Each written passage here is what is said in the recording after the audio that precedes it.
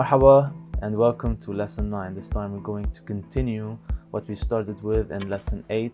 If you want to learn arabesque, it's not enough to imitate everything I do, you have to understand the concept. So really focus on what I'm doing and try to understand why I link these 2 points together, what am I planning to do next, and try to work on it by yourself and try to do it several times. It's really useful.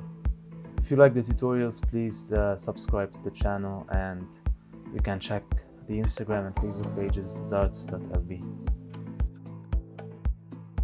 So similarly to lesson 8 and 1, we're going to draw a quick 12 pointed star circle, and then we're going to link all the points together like you see in front of you.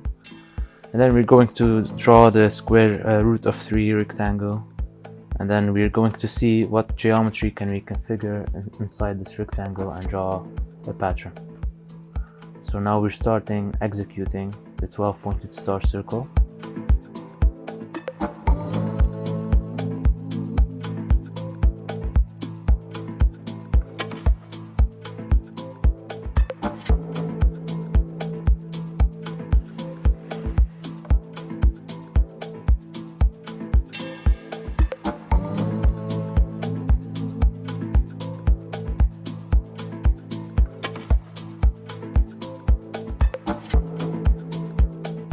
Now I'm starting to draw 2 other 12 pointed star patterns so I can get 3 square root of 3 rectangles.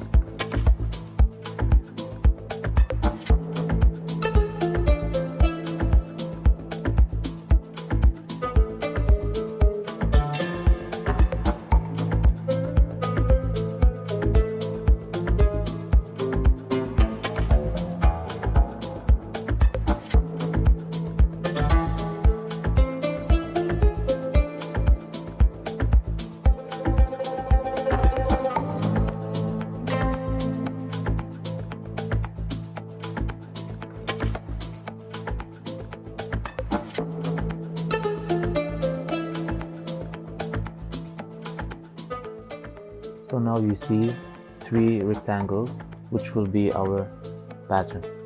And now I'm drawing these circles, which will be located in the center and on the 2 edges of the rectangle.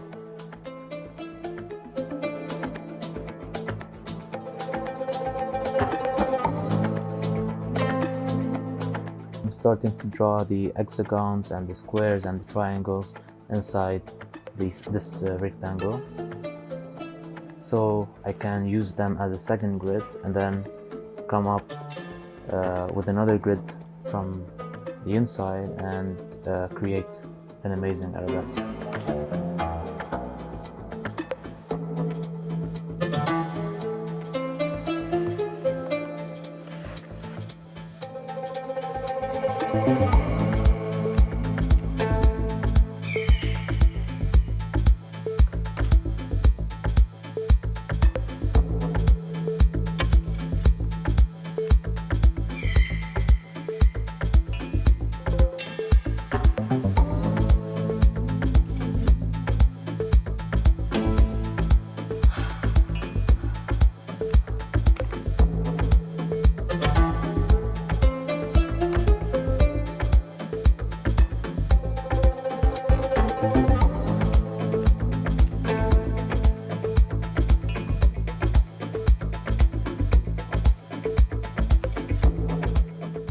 So now we have this, and then we're going to do these interlacing segments coming up from the middle of each edge of the hexagon and linking up together until we get this kind of pattern. It's really easy.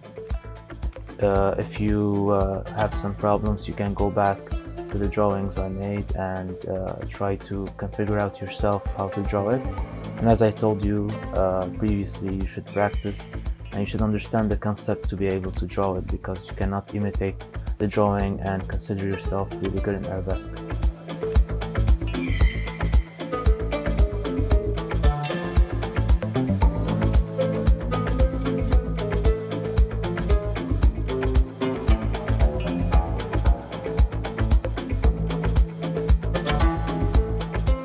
After completing this sophisticated pattern, this is what I will come up with, this pattern. And I'm highlighting it in black.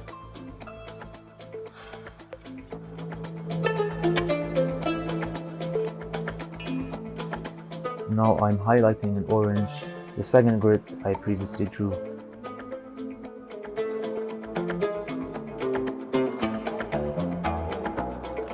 So now in front of you, you see three patterns.